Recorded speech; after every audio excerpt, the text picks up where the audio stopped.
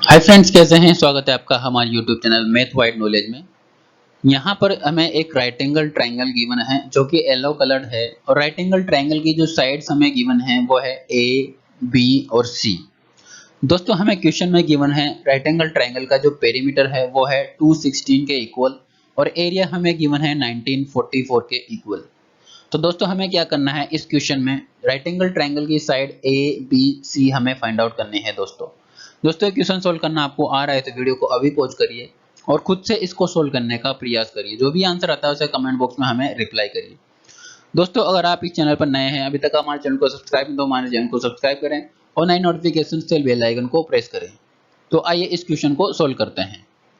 तो इस yellow colour triangle की साइड्स फाइंड आउट करने के लिए हम लोग क्या करेंगे, इस राइट एंगल ट्राइंगल को नाम दे देते हैं पी, क्यू और आर।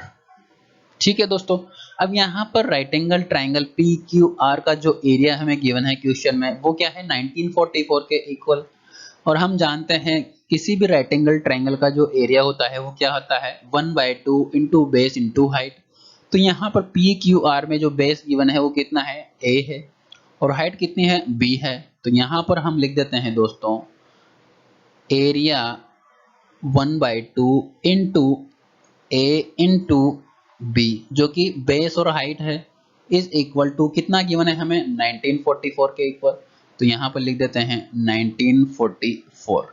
ठीक है, तो a इंटू बी क्या हो जाएगा हमारे पास, a इंटू बी हमारे पास हो जाएगा दोस्तों 2 टाइम्स ऑफ 1944। ठीक है, तो a b की जो वैल्यू आ गई हमारे पास वो कितनी आ गई दोस्तों, इसको मल्टीप्लाई करेंगे तो हमारे पास आएगा 3888 के इक्वल। ठीक है दोस्तों, तो a इंटू बी की जो वैल्यू आ गई हमारे पास वो कितनी आ गई 3888 के इक्वल। इसको नाम दे देते हैं हम इक्वेशन नंबर 1। ठीक है दोस्तों, अब दोस्तों यहाँ पर ट्राइंगल का जो पेरीमीटर हमें गिवन है वो है 216 के इक्वल और हम जानते हैं किसी भी ट्राइंगल का जो पेरीमीटर होता है वो क्या होता है, उसकी जो साइड है तीनों उनका सम होता है। तो यहाँ पर लिख देते हैं जो पेरीमीटर गिवन है वो कितना है 216 के इक्वल और हम जानते हैं पेरीमीटर कितना होता है दोस्तों, वो होता है ए प्लस बी प्लस सी के इक्वल। ठीक है, तो यहां से हम फाइंड आउट करेंगे a प्लस बी की वैल्यू वो क्या हो जाएगी दोस्तों, वो हो जाएगी 216 माइनस सी के इक्वल। इस प्रकार हमारे पास a प्लस बी की जो वैल्यू आई है वो क्या आ गई 216 माइनस सी के इक्वल। इसको नाम दे देते हैं इक्वेशन नंबर 2। ठीक है दोस्तों, अब दोस्तों हम जानते हैं पी क्यू आर एक राइट एंगल ट्राइंगल है और राइट एंगल ट्राइंगल की जो परपेंडिकुलर साइड है वो है ए और बी। तो यहाँ पर हम बोल सकते हैं पाइथागोरस थ्योरम के अकॉर्डिंग ए स्क्वायर प्लस बी स्क्वायर किसके इक्वल होगा सी स्क्वायर के इक्वल। तो यहाँ पर लिख देते हैं हम लोग right angle triangle P Q are में पाइथागोरस थ्योरम के अकॉर्डिंग हम क्या लिख सकते हैं दोस्तों, परपेंडिकुलर साइड्स का स्क्वायर उसके तीसरी साइड के स्क्वायर के इक्वल होता है। ठीक है, तो यहाँ पर A square plus B square is equal to C square हो गया। इसको नाम दे देते हैं हम इक्वेशन नंबर 3। ठीक है दोस्तों, अब यहाँ पर हम क्या करेंगे, जो इक्वेशन नंबर 2 गिवन है इसका एलएचएस और आरएचएस साइड में हम स्क्वायर कर देंगे। तो यहाँ पर स्क्वायर करेंगे तो हम लिख देंगे ए प्लस बी इसका whole square is equal to 216 minus C इसका होल स्क्वायर। ठीक है, यहाँ पर स्क्वायर ओपन करेंगे तो हमारे पास आएगा A square plus B square plus 2 times of A B is equal to RHS में भी स्क्वायर ओपन करेंगे तो हमारे पास आएगा 216 square plus C square minus 2 times of 216 into C. ठीक है, तो दोस्तों यहाँ पर A square plus B square है इक्वेशन में, इसकी वैल्यू को हम पुट करेंगे इक्वेशन नंबर 3 से। तो इक्वेशन नंबर 3 से ए स्क्वायर प्लस बी स्क्वायर की वैल्यू क्या पुट कर सकते हैं सी स्क्वायर के इक्वल। तो यहाँ पर हम लिख देते हैं दोस्तों ए स्क्वायर प्लस बी स्क्वायर की वैल्यू वो है सी स्क्वायर प्लस 2 इंटू, अब यहाँ पर ध्यान देने वाली बात है ए इंटू बी जो है वो क्या है इक्वेशन नंबर 1 से, वो है 3888 के इक्वल। तो यहाँ पर इक्वेशन नंबर 1 से a इंटू बी की वैल्यू पुट करेंगे कितनी 3888 के इक्वल। तो यहाँ पर लिख देते हैं 3888 is equal to 216 square plus C square minus 2 times of 216 into C. ठीक है दोस्तों। अब दोस्तों यहाँ पर LHS और RHS साइड में सी स्क्वायर कॉमन नजर आ रहा होगा, तो इसको क्या कर सकते हैं, कैंसिल आउट कर सकते हैं। तो यहाँ पर सी स्क्वायर से सी स्क्वायर कैंसिल आउट हो जाएगा, तो हमारे पास जो बची हुई टर्म होगी वो क्या होगी, 2 into 3888 is equal to 216 square minus 2 times of 216 into C. ठीक है दोस्तों। अब यहाँ पर हम क्या करेंगे, 2 इंटू 3888 को मल्टीप्लाई करेंगे तो हमारे पास आएगा 7776 इज इक्वल टू, यहाँ पर कॉमन लेंगे 216 तो हमारे पास बचेगा 216 माइनस 2 टाइम्स ऑफ सी। ठीक है। यहाँ पर इसको क्या करेंगे, हम 216 को LHS साइड में लेके आएंगे 7776 के नीचे, तो यहाँ पर हमारे पास हो जाएगा 216 माइनस 2 टाइम्स ऑफ सी, वो आ जाएगा हमारे पास 7776 डिवाइडेड बाय 216। 7776 डिवाइडेड बाय 216 करेंगे हमारे पास क्या आ जाएगा दोस्तों, यहाँ पर आ जाएगा 36 के इक्वल। ठीक है दोस्तों। तो यहाँ से हम इक्वेशन को लिख सकते हैं दोस्तों, यह आ गया 216 minus 2 times of C is equal to 36 के इक्वल। तो यहाँ से हम लिख सकते हैं 2 टाइम्स ऑफ सी, वो क्या आ जाएगा दोस्तों, 216 माइनस 36 के equal 2c is equal to हमारे पास आ जाएगा, ये आ जाएगा 180 के इक्वल। तो यहाँ से 2 से डिवाइड करेंगे तो हमारे पास आ जाएगा c की वैल्यू, और वो कितनी आ जाएगी, वो आ जाएगी 90 के इक्वल। तो इस प्रकार हमारे पास c की जो वैल्यू आ गई वो कितनी आ गई दोस्तों, 90 के इक्वल आ गई। इसको हम नाम दे देते हैं इक्वेशन नंबर 4 के इक्वल। ठीक है दोस्तों।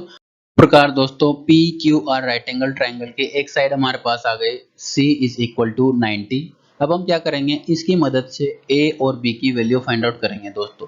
तो यहाँ पर पेरीमीटर हमें गिवन है 216, और पेरीमीटर क्या होता है दोस्तों, A plus B plus C होता है right angle triangle P Q R के लिए। तो यहाँ पर हम लिख देते हैं perimeter A plus B plus C is equal to क्या हो गया, 216 के इक्वल, जो कि हमें क्वेश्चन में गिवन है। यहाँ से C की वैल्यू हम पुट करते हैं इसमें 90, तो यहाँ पर लिख देते हैं 90 इज इक्वल टू 216 के इक्वल। तो यहाँ से A प्लस बी क्या हो जाएगा, हमारे पास A प्लस बी आ जाएगा 216 माइनस 90 के इक्वल।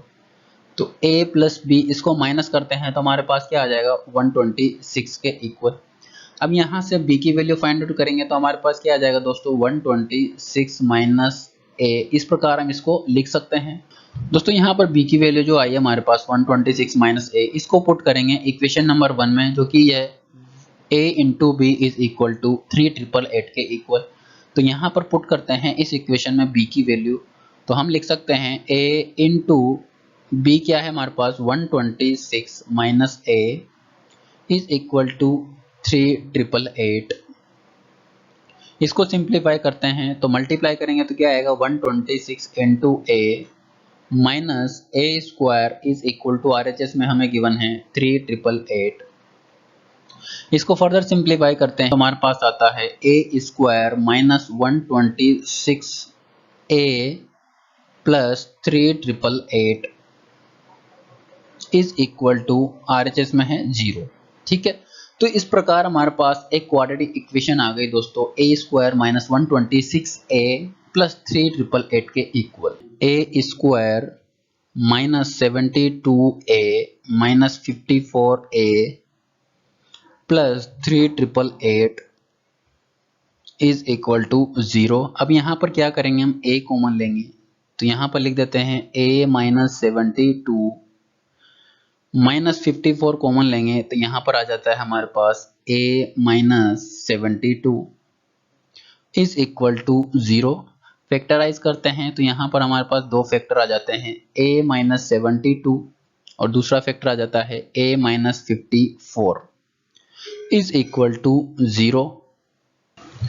अब यहाँ से हम क्या करेंगे, A माइनस 72 और A माइनस 54 इसको 0 के इक्वल करेंगे।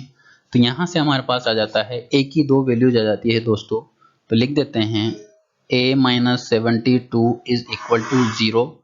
तो यहाँ से जो a की वैल्यू आती है वो क्या आ जाती है हमारे पास 72 के इक्वल। ठीक है, इसी प्रकार a माइनस 54 को हम इक्वल करेंगे 0 के, तो हमारे पास a की जो दूसरी वैल्यू आएगी वो आ जाएगी दोस्तों 54 के इक्वल।